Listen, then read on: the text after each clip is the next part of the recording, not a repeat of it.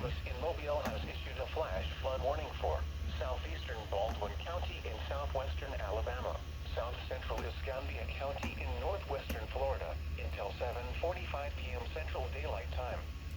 At 5:47 p.m. Central Daylight Time, Doppler radar and automated rain gauges indicated thunderstorms producing heavy rain